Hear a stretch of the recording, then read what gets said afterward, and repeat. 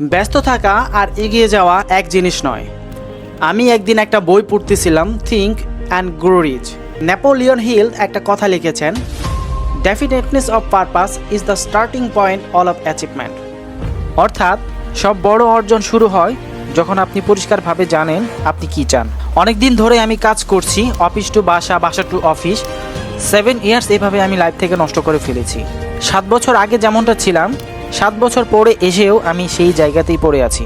And আগামী 7 বছর পরেও যদি আমি এই জায়গাতেই থাকি, তাহলে আমি হব পৃথিবীর মধ্যে সব থেকে ব্যর্থ মানুষ। একটা কথা আপনাদের জানিয়ে রাখি, দীর্ঘদিনের এই ব্যর্থতার গল্পে এতটুকু বুঝতে পেরেছি, সাকসেস শুরু হয় যখন আমাদের জীবনের স্পষ্ট ডিরেকশন থাকে, আর ডেস্টিনেশন পরিষ্কার হলে পথ নিজেই ধীরে ধীরে তৈরি হয়।